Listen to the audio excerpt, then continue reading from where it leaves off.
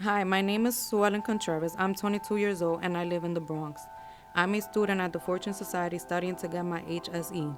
This semester, we studied energy, scientifically as well as historically. The law of conservation of energy or matter states that energy or matter cannot be created or destroyed, just transferred from one form to another. This idea carried over into social studies, where we analyzed different wars the U.S. took part in since the foundation of this country. We saw how every action has some type of reaction, and how if force or pressure is put on people. Just like in science, they explode and rise up, transferring energy like a chemical reaction.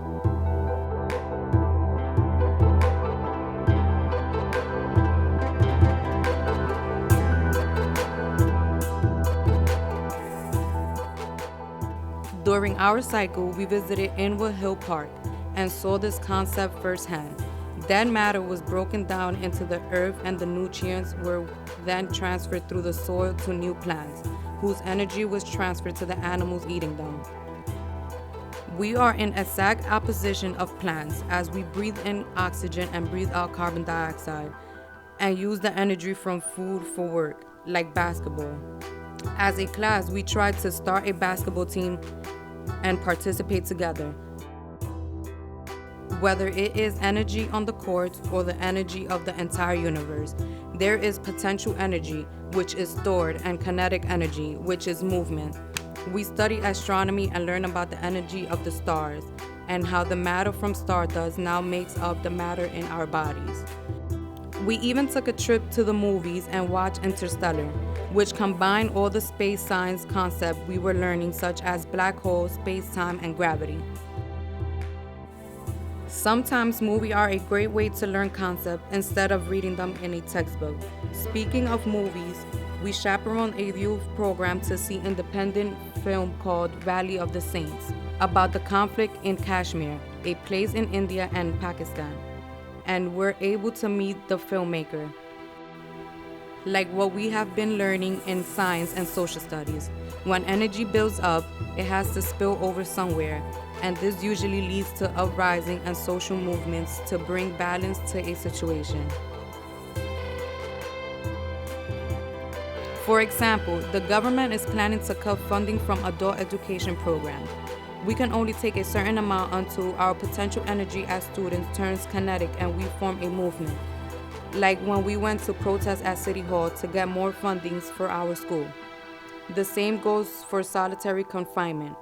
We went upstate to Albany to speak to lawmakers about the Hot Solitary Confinement Act, which will eliminate the use of solitary for more than 30 days, as this is considered torture by the UN. Democracy Now!, an independent radio TV news station, does a great job of covering stories of people rising up and channeling their energy in a positive way to make a difference. We were able to take a tour of the studio and make a media literacy workshop about the different ways the same story can be told depending on the perspective you give voice to. It was really cool having a discussion with Amy and having her take us into the studio. We had been having similar types of discussions during our weekly philosophy classes, which ended in a trip to Columbia University, where we got to sit in the graduate student classroom and have our last philosophy class, which happened to be about civil disobedience and the uprising in Baltimore after Freddie Gray died.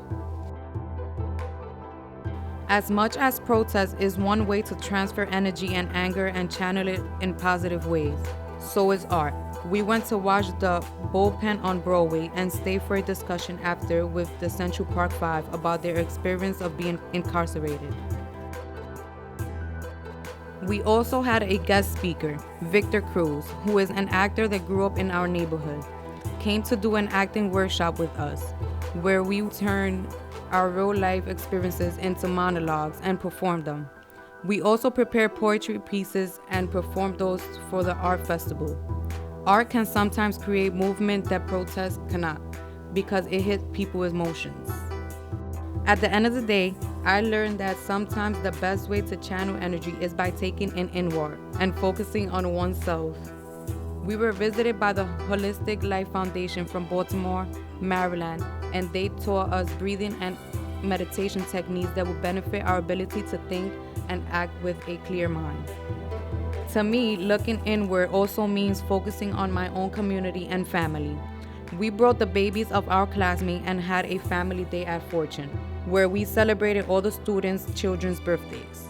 Lastly, most of my energy this year was channeled to doing something for the community, which was designing, testing, and then running a weekly cafe at Castle Gardens with the collaboration of the new school and Wheels High School. We came up with an idea that would give us a community space as well as create jobs for ourselves, and spent about a year learning the business design and management skills needed to run a cafe. All in all, we have formed a real community here at Fortune. And the same way chemical potential energy is stored in the actual bonds between atoms, our energy and life is stored in the bonds we've created between each other, which will hopefully last a lifetime.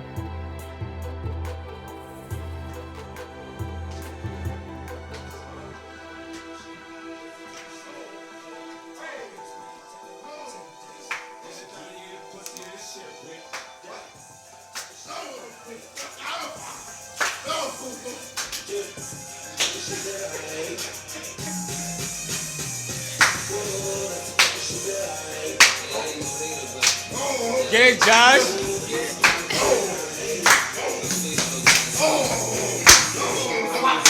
With a passion, saying it's the homie, but he's smashing. She can see a broke bitch flashing. She never bag, but she never keep flashing. Do the thing off. All right. Do the thing.